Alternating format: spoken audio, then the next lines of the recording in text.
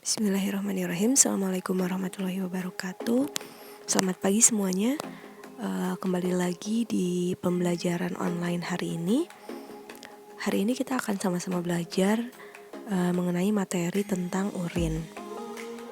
Nah, tentu teman-teman semua sudah mengetahui lah ya tentang urin secara garis besar gitu, bahwa urin itu adalah suatu zat yang dikeluarkan oleh tubuh kita dalam bentuk larutan tentunya, dan dia dikeluarkan melalui saluran kemih. Berarti artinya dia adalah zat sisa. Nah, urin ini dari mana sih gitu ya? Urin ini terbentuk dari apa gitu ya? Jadi urin ini terbentuk dari hasil filtrasi darah, hasil penyaringan darah. Jadi darah kita, seperti teman-teman ketahui bahwa darah kita beredar gitu ya ke seluruh tubuh, terutama ke ginjal. Nanti setelah sampai di ginjal, darah itu akan difilter atau darah itu akan disaring sehingga akhirnya dia akan menghasilkan urin. Kemudian komposisi apa saja sih yang ada di dalam urin? Yang pertama tentunya air. 95% komposisi dari urin itu adalah air. Kedua, bahan-bahan organik seperti urea, kreatinin, asam urat, dan lain-lain. Ketiga, bahan-bahan anorganik seperti natrium, kalium, klorida. Kemudian yang keempat, elemen atau sel-sel seperti eritrosit, leukosit, sel epitel. Nah, komposisi urin ini dipengaruhi oleh aktivitas fisik, diet, ataupun metabolisme. Jadi tidak komposisi urin ini tidak semuanya sama. Artinya ada teman-teman yang misalnya aktivitas fisiknya berat, diet makanannya berbeda sehingga baunya nanti akan berbeda. Kemudian komposisi airnya juga berbeda dan lain-lain. Kemudian kita lanjutkan ke syarat penampung urin. Jadi sesuai dengan profesi kita, bahwa profesi kita sebagai seorang analis, tentunya kita akan memeriksa kandungan apa sih yang ada dalam urin gitu ya. Tentunya ketika diperiksa kan tidak mungkin dari saluran kemih kita langsung periksa gitu, tapi harus kita tampung dulu gitu ya dalam sebuah wadah penampung. Nah, wadah penampung ini tidak bisa sembarangan, harus ada syarat-syaratnya juga. Yang pertama, bersih tentunya, tidak kotor. Kemudian yang kedua, kering. Ini tentunya agar urin yang kita periksa itu tidak terencerkan. Yang ketiga, bermulut lebar, ini untuk memudahkan pasien dalam menampung urin. Yang keempat, dapat ditutup, tentu biar tidak terkontaminasi gitu ya. Yang kelima, disposable. Nah, untuk disposable ini tidak harus. Disposable itu artinya sekali pakai. Tidak harus sekali pakai. Kenapa? Karena sekarang juga banyak di beberapa klinik itu penampung urinnya dicuci, kemudian digunakan lagi. Ini gak masalah. Yang terakhir adalah dapat ditempel label. Ini penting banget karena label adalah salah satu faktor keberhasilan dari pemeriksaan ya.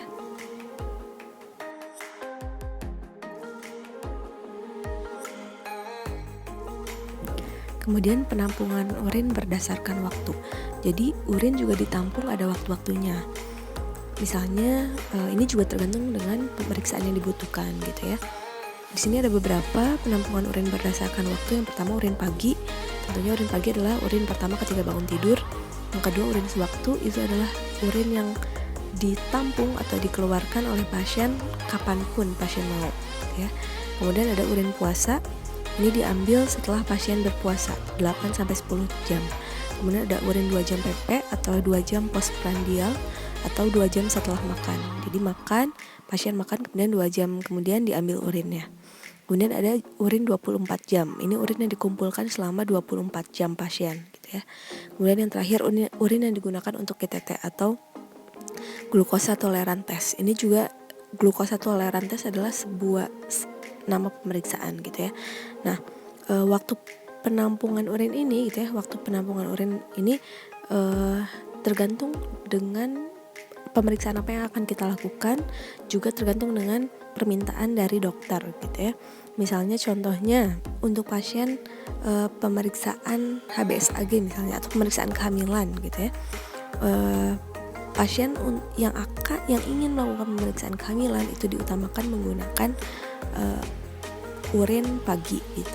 Sehingga nanti teman-teman akan menginformasikan kepada pasien untuk mengambil urin pada waktu pagi hari. kurang lebih seperti itu. Kemudian kita lanjutkan ke cara pengumpulan urin. Nah, tadi sudah gitu ya, waktunya sudah, kemudian tempatnya sudah, tempat penampungnya udah. Nah, kemudian adalah cara pengumpulan urinnya. Pengumpulan urin juga tidak bisa begitu saja gitu ya, ada beberapa cara atau tekniknya. Yang pertama adalah midstream urin. Nah, ini adalah yang paling sering digunakan, urin pos tengah. Jadi ini digunakan agar urin tidak tercampur dengan kotoran yang berada di sekitar alat kelamin ya. Jadi caranya gimana? Caranya ketika pasien itu berkemih, itu yang pertama itu dibuang dulu, kemudian yang tengahnya dikumpulkan, dimasukkan ke dalam wadah penampung, dan yang ketiganya dibuang. Itu adalah midstream urin. Kemudian ada cara kateter. Untuk kateter ini dia teman-teman bisa cari di internet bentuk kateter gitu ya. Itu adalah salah satu alat kesehatan yang dipasang ketika pasien dirawat. Itu diambil aja dari kateternya, dari sebuah alat itu gitu ya. Kemudian yang ketiga adalah suprapubik aspirasi, artinya disedot gitu ya, diaspirasi dari suprapubik. Suprapubik itu ada di bagian bawah perut ya. Jadi dihisap pakai jarum suntik. Kemudian yang keempat adalah Triglass collection. Ini untuk mendeteksi ada tidaknya infeksi pada prostat. Tapi dari kateter, suprapubic aspiration, kemudian dan Triglass collection ini cukup jarang digunakan karena untuk pemeriksaan tertentu. Tapi yang cukup sering adalah midstream urin. Kemudian kita lanjutkan ke penyimpanan urin. Jadi setelah kita tampung gitu ya urin dari pasien, mungkin akan ada kondisi di mana kita tidak bisa memeriksa urin dalam kurun waktu kurang dari 2 jam gitu ya. Misalnya karena pasiennya banyak, atau misalnya karena kita melakukan pemeriksaan lain gitu ya, dan lain-lain, banyak hal, sehingga urin yang kita tampung atau urin yang pasien tampung itu harus kita simpan dan ditambahkan pengawet gitu ya. Pengawet yang kita tambahkan itu fungsinya ada 2. Pertama, menahan tumbuhnya bakteri atau menangkal tumbuhnya bakteri. Yang kedua, mencegah aktivitas pengaruh beberapa enzim atau metabolisme. Pengawet ini juga ada banyak jenisnya dan masing-masing memiliki fungsi yang berbeda. Kemudian kita lanjutkan ke pemeriksaan urin. Ini adalah hal inti gitu ya, dari apa yang akan kita pelajari. Pemeriksaan urin secara garis besar dibagi menjadi 2, makroskopis dan mikroskopis. Sesuai namanya, makroskopis itu artinya makros gitu ya, secara kasat mata gitu ya, secara terlihat oleh mata. Sedangkan mikroskopis itu menggunakan alat yaitu mikroskop. Nah, untuk pemeriksaan mikroskopis ini, teman-teman bisa bayangkan gitu ya, urin pasien sudah ditampung dalam wadah, wadahnya semacam botol pendek gitu ya, bukan botol sih, wadah silinder lah gitu ya, wadah silinder pendek, plastik biasanya gitu ya, dalamnya udah ada urin. Nah, kemudian kita lihat pertama-tama setelah sampai gitu ya urin ke laboratorium, kita lihat dulu secara makroskopisnya, kita lihat secara kasat mata. Apa aja yang kita lihat? Yang pertama adalah warnanya. Warna urin itu apa? Apakah kuning muda, merah, kuning tua, coklat? Dan setiap warna ini ada arti tertentunya. Jadi misalnya kuning muda itu bagus ya, yang normal. Kemudian kalau merah itu biasanya mengandung eritrosit atau darah. Kemudian kalau kuning tua kebanyakan disebabkan oleh kurang minum. Tapi bisa juga disebabkan oleh obat-obatan. Bisa juga kelainan hati dan sebagainya. Coklat ini biasanya menunjukkan ada kelainan di hati gitu ya, hepatitis atau semacamnya. Kemudian yang kedua adalah kejernihan. Tapi setelah kita tahu misalnya warna dari urin si pasien ini misalnya kuning tua gitu ya, atau coklat gitu ya, kita tahu ini misalnya disebabkan oleh sesuatu gitu ya, kita tidak boleh menyebutkan itu gitu. Itu cukup kita lihat, amati warnanya, kemudian warna yang kita lihat itu kita tulis dalam hasil gitu ya. Misalnya warnanya kuning tua, kita tulis saja kuning tua gitu. Tidak perlu kita jabarkan bahwa kuning tua ini disebabkan oleh ini, tidak perlu gitu. Kemudian yang kedua adalah kejernihan gitu ya. Normalnya adalah tentunya jernih, untuk urin yang normal jernih. Untuk keruh itu bisa disebabkan juga oleh banyak hal, misalnya darah, leukosit, bakteri, amorf, bisa juga protein, asam urat dan lain-lain. Kemudian setelah kita lihat warna, setelah kita lihat kejernihannya, bisa juga kita cium baunya. Normalnya baunya itu amoniak yang berasal dari urea dengan pengaruh enzim urease yang membentuk amoniak. Jadi bau yang kita cium, bau urin yang biasa kita cium itu adalah normal gitu. memang itu disebabkan oleh metabolisme dalam tubuh kita gitu. Nah, ini ada sedikit intermezzo gitu ya. Buat teman-teman, gimana sih caranya biar misalnya kamar mandi itu nggak bau gitu ya?